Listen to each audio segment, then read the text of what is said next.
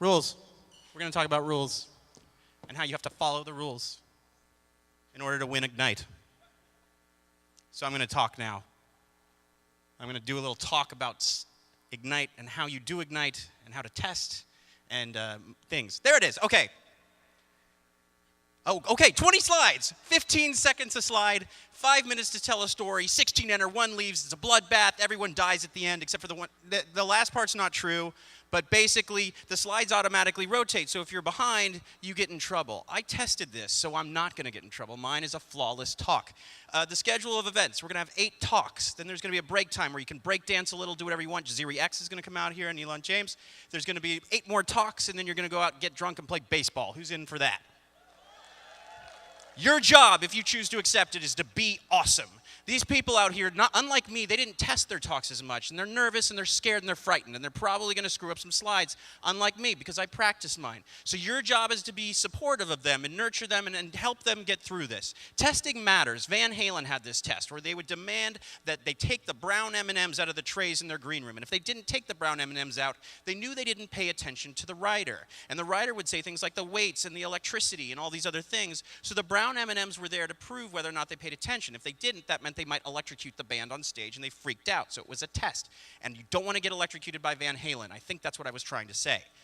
So everything needs to test. At Upworthy, we are constantly testing everything. And my job is to take things that might not sound that exciting, like the moral behavior of animals, and frame that in a way that makes people really want to share it. And if you look at the YouTube share button, it's that little hat there. You can't find it. It's tiny. So our job is to make it obnoxious as possible way for you guys to share everything on the internet, which we did.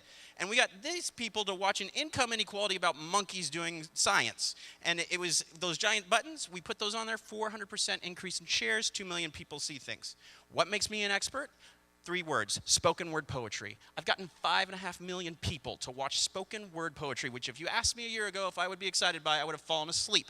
But the reality is they are actually amazing. The guy on the left there, he's gonna do one tonight, and it's gonna be amazing, and he's actually a curator at Upworthy. You know why else I'm awesome at my job? Captain America tweeted about my stuff, about income inequality, and I got Elizabeth Warren to call me and thank me for getting 1 million people to watch a bank hearing.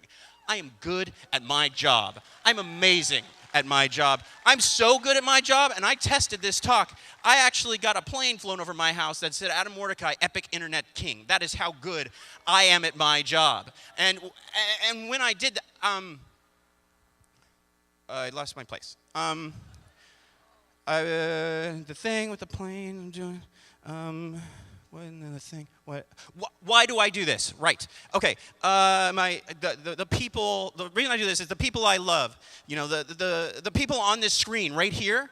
These are the people I love who make my life meaningful. And if I don't make that face smile, if I don't make them happy, then I am not doing my job. And I want to make sure that this love of my life has everything they want. And I need a better world. And people like this guy are a total scumbag.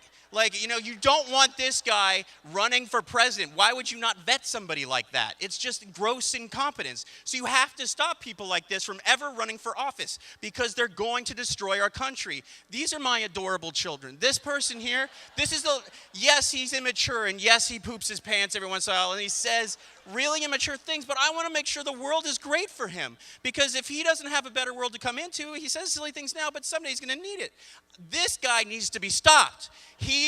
His agenda, he's constantly pushing it, and he's saying horrible things and deciding horrible things for our country. If you guys aren't testing and framing everything, guys like this will have all the say and control over what you do. And so me personally, I'm really actually not that good. I'm grossly incompetent at my job. And so what it actually turns out is I have tools to tell me how to make things right. So I use the test because my judgment's, impaired. These are the gratuitously emergency slides of my children. I want you to look at them. They're adorable. The reason I showed you all these baby pictures is they did this study and they figured out that in science, if you show people pictures of babies before they do a task that requires attention, they focus more, they pay attention more. That's an actual science fact. So you're welcome. This is going to increase your enjoyment of the rest of the Ignite text for this evening. The reason why I test things is because my dad died of pancreatic cancer, and I saw this kid who did amazing things, and I wrote a story about him and got 16 million page views and got him to be the #1 artist on iTunes because I wanted to make sure that the testing did the thing that we needed to do. And so when I did that, it made amazing things happen. And here's a kitten on a turtle.